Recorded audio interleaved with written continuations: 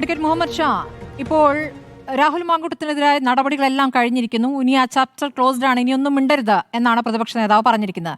അതേസമയം ആരോപണങ്ങൾ ശക്തമായി പ്രതിഷേധിച്ച CPM-നും BJP-ക്കുമെതിരെ തന്റെ കയ്യിൽ വലിയ ആയുധമുണ്ട് എന്ന മുന്നറിയിപ്പും. അത് ഒരു ശരിയായ പ്രതികരണമായിട്ട് ലീഗിന് തോന്നുന്നുണ്ടോ? കാരണം ഇപ്പോൾ രാഹുൽ മാങ്കൂട്ടത്തിന്റെ കാര്യത്തിൽ തന്നെ ശക്തമായ ഒരു പ്രതികരണം അങ്ങയിൽ നിന്ന് കേട്ടിരുന്നു. ലീഗ് ഇപ്പോൾ ഉള്ള നടപടികളിൽ തൃപ്തരാണ് എന്നുള്ളതാണ് ഒടുവിൽ നമുക്ക് ലഭിച്ചിരിക്കുന്ന വിവരം.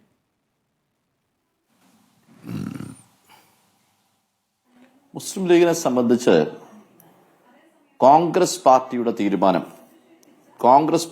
തീരുമാനം ആ തീരുമാനം എന്തായിരുന്നാലും അവർ യുക്തമായ തീരുമാനം എടുക്കുന്ന നല്ല പ്രതീക്ഷ ഉണ്ടായിരുന്നു. ആ തീരുമാനത്തിനോട് പൂർണ്ണമായി മുസ്ലിം ലീഗ് യോജിക്കുകയാണ്. ഞാൻ അതിനുമുമ്പ് ഒരു കറക്ഷനോടെ പറയുകയാണ്. ഞാൻ കഴിഞ്ഞ ദിവസം ഈ മറ്റ് ഇതര പാർട്ടിയിലെ ആളുകൾ, MLA-മാർ, മന്ത്രിമാർ, ചില ആളുകൾ ഈ ചാനൽ ചർച്ചകളിൽ വന്നിരുന്നിട്ട് സ്ത്രീവിരുദ്ധത പറയല്, പ്രവർത്തിക്കല്, സ്ത്രീകൾക്കെതിരെ ചൂഷണം ചെയ്യല് ഒക്കെ ഉണ്ടാകുമ്പോൾ അവർക്കെതിരെ ഒന്നും നടപടി എടുക്കേണ്ടതില്ല എന്ന് തീരുമാനിച്ച അതേ ആളുകൾ തന്നെ രാഹുൽ മാങ്കൂട്ടത്തിനെതിരെ നടപടി എടുക്കണമെന്ന വാദം ഉന്നയിച്ച് മുന്നോട്ട് വന്നപ്പോൾ അതുമായി ബന്ധപ്പെട്ട് ഞാൻ ഇട്ട ഒരു പോസ്റ്റുമായി ബന്ധപ്പെട്ട് ഞാനത് രാഹുൽ മാങ്കൂട്ടം രാജിവെക്കാൻ ആവശ്യപ്പെട്ടു എന്ന രീതിയിൽ ഒരു ഇത് വന്നിരുന്നു. അത് എന്റെ പാർട്ടിയുടെ തീരുമാനം, മുസ്ലിം ലീഗിന്റെ തീരുമാനം. തീർച്ചയായിട്ടും കോൺഗ്രസ് പാർട്ടി അതിന് തീരുമാനം എടുക്കട്ടെ എന്നായിരുന്നു. അത് കണക്കാട് സാദിഖലി ശിഹാബ് തങ്ങളും പാർട്ടിയും അതിനു വേണ്ടിയിട്ട് തീരുമാനിക്കുന്നതിന്റെ ഇടയിലാണ് അങ്ങനെ ഒരു വാർത്ത വരികയും എന്റെ പോസ്റ്റ് ഒക്കെ വരികയും ചെയ്തു. അത് ഞാൻ തന്നെ ആ പോസ്റ്റ് വിഡ്രോ ചെയ്തു. കാരണം ഞാൻ പാർട്ടിക്ക് അധീനനാണ്. ഞാൻ പാർട്ടി എന്ത് തീരുമാനിക്കും അതോ എനിക്ക് ചെയ്യാൻ സാധിക്കുകയുള്ളൂ. അങ്ങനെയാണ് ഇപ്പോൾ അതിന്റെ ഡിസിപ്ലിൻ നിൽക്കുന്ന ഒരാളെന്നുള്ള നിലയ്ക്ക് ഞാനത് വിഡ്രോ ചെയ്തിട്ടുണ്ട്. പക്ഷേ ഇതിനെക്കുറിച്ചെല്ലാം ഞങ്ങൾക്ക് അഭിപ്രായങ്ങളുണ്ട്.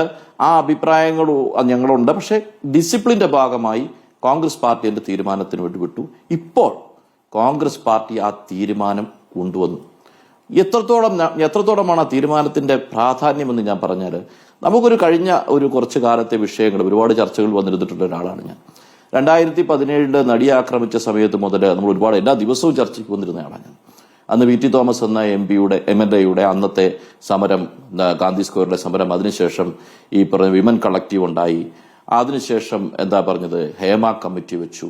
2017 ഹേമ കമ്മിറ്റി വരുന്നു. 2019 ഹേമ കമ്മിറ്റി റിപ്പോർട്ട് കൊടുക്കുന്നു. 5 കൊല്ലം ആ റിപ്പോർട്ട് ഗവൺമെന്റ് പൂഴ്ത്തിവെച്ച് 2024 ഓഗസ്റ്റ് മാസം 13-ാം തീയതി കേരള ഹൈക്കോടതിയുടെ വിധിയുടെ അടിസ്ഥാനത്തിൽ ഹേമ കമ്മിറ്റി റിപ്പോർട്ട് പുറത്തുവിടുന്നു. ആ റിപ്പോർട്ട് പുറത്തു വന്നതിന് ശേഷം ഇമ്മീഡിയറ്റ് ആയിട്ട് 2 ക്രൈം രജിസ്റ്റർ ചെയ്യുന്നു. ഒന്ന് വടക്കാഞ്ചേരി പോലീസ് സ്റ്റേഷനിലും ഒന്ന് മരട് പോലീസ് സ്റ്റേഷനിലും. 376-ഉം 354-ഉമുള്ള റേപ്പും സ്ത്രീകളെ outraging the modesty of the woman, ഈ 2 ക്രൈമുകൾ രജിസ്റ്റർ ചെയ്ത് കേരളത്തിലെ ഒരു MLA-ക്കെതിരെ, കൊല്ലം MLA മുകേഷിനെതിരെ ക്രൈം രജിസ്റ്റർ ചെയ്യുന്നു. ആ ക്രൈം രജിസ്റ്റർ ചെയ്യുന്നതിന് പിറ്റേന്ന് തന്നെ കേരളത്തിലെ 100 എഴുത്തുകാർ KP Meera, VP Suhara, Sarah Joseph, K Ajitha തുടങ്ങിയ 100 എഴുത്തുകാർ ചേർന്ന് മുഖ്യമന്ത്രിക്ക് ഒരു പരാതി കൊടുക്കുന്നു. മുകേഷ് MLA രാജിവെക്കണമെന്ന് ആവശ്യപ്പെടുന്നു. ആ രാജി വെച്ചില്ല എന്ന് മാത്രമല്ല, അതിനുശേഷം 24/9/2024 മുകേഷിനെ അറസ്റ്റ് ചെയ്തു.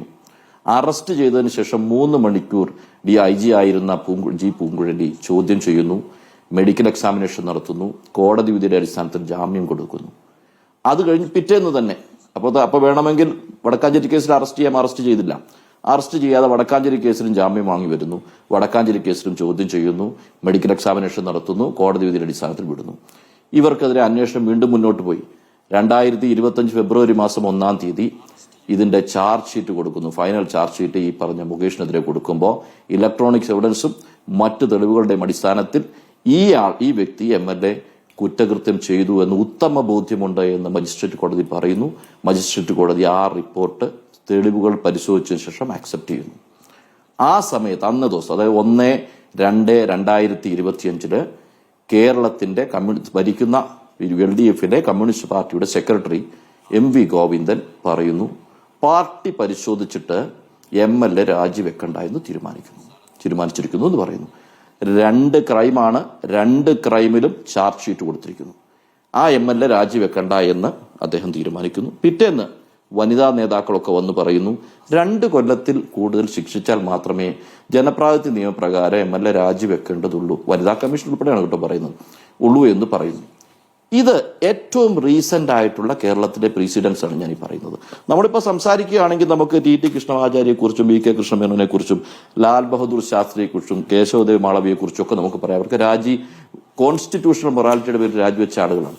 നമ്മുടെ റീസെന്റ് പ്രീസിഡൻസ് ആണ് നമ്മൾ കാണുന്നത്. ഏറ്റവും അടുത്ത കീഴ്വഴക്കമാണ് ഈ കാണുന്നത്. അതേ ആളുകൾ ഇപ്പോൾ വന്ന് പറയുന്നു. ഇപ്പോഴത്തെ വ്യത്യാസം, നമ്മൾ കുറേ ദിവസമായിട്ട് ഇത് പുറത്തേക്ക് വന്നിട്ട് ഒരു സ്റ്റേറ്റ്മെന്റ് ഞാൻ ഇതേപോലെ ഓഫീസിലിരുന്ന് ഞാൻ കാണുമ്പോൾ ആണ് ഈ പറഞ്ഞ ഈ ഒരു സ്റ്റേറ്റ്മെന്റ്, ഒരു പെൺകുട്ടിയുടെ സ്റ്റേറ്റ്മെന്റ് വരുന്നു. അതിനുശേഷം കുറച്ച് ദിവസം നമ്മൾ ചർച്ച ചെയ്തുകൊണ്ടിരിക്കുന്നു. ഈ മൊമെന്റ് വരെ ഒരു ക്രൈം എടുക്കാൻ സാധിച്ചിട്ടില്ല. പരാതി ഉണ്ടെങ്കിൽ ക്രൈം എടുക്കണം, ഇൻവെസ്റ്റിഗേഷൻ നടത്താം, അറസ്റ്റ് ചെയ്യാം, ഫൈനൽ റിപ്പോർട്ട് കൊടുക്കാം, ചാർജ് ഷീറ്റ് കൊടുത്ത് ട്രയൽ നടത്തി കൺവിക്ട് ചെയ്താകത്തില്ല. ഒരു പരാതി പോലും വന്നിട്ടില്ല. കോൺഗ്രസ് പാർട്ടി എന്താ ചെയ്തത്? വിതിൻ 24 hours അദ്ദേഹം എത്തിയിരിക്കുന്ന യൂത്ത് കോൺഗ്രസ് പ്രസിഡന്റ് പദവിയിൽ നിന്ന് അദ്ദേഹത്തെ മാറ്റി. അദ്ദേഹം AICC മെമ്പറാണ്, KPCC മെമ്പറാണ്, കോൺഗ്രസ് അംഗത്വമുള്ള ആളാണ്. അതിനുശേഷം കോൺഗ്രസ് പാർട്ടി അത് പരിശോധിച്ചിട്ട് കോൺഗ്രസ് പാർട്ടി അദ്ദേഹത്തെ പ്രാഥമിക അംഗത്തു നിന്ന് മാറ്റി നിർത്തിയിരിക്കുന്നു. ഞാനൊന്ന് ചോദിക്കട്ടെ, ഇന്ന് വലിയ പോസ്റ്ററുകൾ ഒട്ടിക്കുന്നു, സമരം ചെയ്യുന്ന ആളുകളില്ലേ, അവരോടും ഈ 28/8/2024 ഗവൺമെന്റിന് കത്ത് കൊടുത്ത 100 എഴുത്തുകാരില്ലേ, അന്ന് എഴുത്തുകാർ കത്ത് കൊടുക്കുന്ന സമയത്ത് മുകേഷിനെതിരെ ചാർജ് ഷീറ്റ് ഇല്ല, ഇപ്പൊ ചാർജ് ഷീറ്റ് ഉണ്ട്. നിങ്ങൾ ആ പരാതി പെർസ്യൂ ചെയ്യുന്നുണ്ടോ? ആ പരാതിക്ക് വേണ്ടി ഈ 100 എഴുത്തുകാർ എന്തെങ്കിലും നടപടി സ്വീകരിക്കണമെന്ന് നിങ്ങൾക്ക് തോന്നുന്നുണ്ടോ? ഇപ്പൊ ഈ വിഷയം വന്നപ്പോഴെങ്കിലും തോന്നുന്നുണ്ടോ? അതായത് നമ്മുടെ നാട്ടിലെ പ്രീസിഡൻസ് ആണ് വിഷയം. ഇനി ഒരു കാര്യം കൂടെ ഞാനൊന്ന് പറയാം. BJPയുടെ പ്രതിനിധി ഉള്ളതുകൊണ്ട് ഞാൻ പറയുകയാണ്. 2023 ഏപ്രിൽ മാസത്തില് ബ്രിജ് ഭൂഷൺ എന്ന് പറഞ്ഞ ഒരാൾ, അദ്ദേഹം റെസ്ലിംഗ് ഫെഡറേഷൻ ഓഫ് ഇന്ത്യയുടെ പ്രസിഡന്റ് ആയിരുന്നു. അദ്ദേഹം 2014 മുതൽ 2024 വരെ കൈസർഗഞ്ച് UPയിലെ MP ആയിരുന്നു. അദ്ദേഹത്തിനെതിരെയുള്ള ആരോപണം എന്താണെന്നറിയോ? റെസ്ലിംഗ് ഫെഡറേഷൻ ഓഫ് ഇന്ത്യയിൽ വരുന്ന കുട്ടികളെ പീഡിപ്പിച്ചു എന്നുള്ളത്. ഒരു മൈനർ കുട്ടിയെ പീഡിപ്പിച്ചു എന്നുള്ള ക്രൈം എടുത്തു. 6 പെൺകുട്ടികളെ പീഡിപ്പിച്ചു എന്നുള്ള ക്രൈം എടുത്തു. ആ ക്രൈം അദ്ദേഹം എടുത്ത, ഞാനൊന്ന് പറഞ്ഞു തീർത്തോട്ടെ, ആ വ്യക്തി രാജിവെക്കണോ വേണ്ടയോ എന്നുള്ള ക്വസ്റ്റ്യൻ 2024 ഉന്നയിക്കപ്പെട്ടു. പ്രധാനമന്ത്രിയും ഹോം മിനിസ്റ്ററും ഉൾപ്പെടെയുള്ള ആളുകൾ അദ്ദേഹം രാജിവെക്കണ്ടെന്ന് തീരുമാനിച്ചു. 2024 മെയ് മാസത്തിൽ അദ്ദേഹത്തിനെതിരെ ചാർജ് ഷീറ്റ് കൊടുത്തു. ആ ചാർജ് ഷീറ്റും പെൻഡിംഗ് ആണ്. ഇവരൊന്നും രാജിവെക്കേണ്ടതില്ല എന്ന് തീരുമാനിച്ച BJPയും സമരവുമായി മുന്നോട്ട് പോവുകയാണ്. ഞാൻ പറയുന്നത് കീഴ്വഴക്കങ്ങളാണ്. ഈ കീഴ്വഴക്കങ്ങളുടെ അടിസ്ഥാനത്തിൽ ഞാൻ പറയാം, ഈ 2 പ്രസ്ഥാനങ്ങൾക്കും ഇത് ആവശ്യപ്പെടാനുള്ള അവകാശം ഇല്ല എന്ന് പറയാതിരിക്കാൻ പറ്റില്ല. വനിതാ പ്രസ്ഥാനങ്ങളായിട്ട് അവർ മുന്നോട്ട് വന്നിരിക്കുന്നു. ഞാൻ പറയുന്നത്, ആദ്യമായി ചാർജ് ഷീറ്റ് ചെയ്യപ്പെട്ട ആളെ ഒന്ന് പിടിക്കണ്ടേ? ഒരു കംപ്ലൈന്റ് വരണ്ടേ? നമുക്ക് വെളിപ്പെടുത്തലുകൾ വന്നു, എല്ലാം ശരി. ഇത് വെളിപ്പെടുത്തലുകളുടെ ശരിയും വെറാസിറ്റി പരിശോധിക്കാൻ IGG പൂങ്കുഴലി പോലുള്ള ആളുകൾ എല്ലാത്തിന്റെയും വെറാസിറ്റി പരിശോധിച്ചിട്ട് കോടതിയിൽ റിപ്പോർട്ട് കൊടുത്ത കേസായി പറഞ്ഞത്. ഈ വന്നതിന്റെ യാഥാർത്ഥ്യവും ഒക്കെ പരിശോധിക്കാം. അവരൊന്നും അവർ ഇല്ലാത്ത പറഞ്ഞു എന്നൊന്നും ഞാൻ പറയുന്നില്ല. പക്ഷെ അതിന്റെ വെറാസിറ്റി പരിക്കാൻ ഇൻവെസ്റ്റിഗേഷൻ.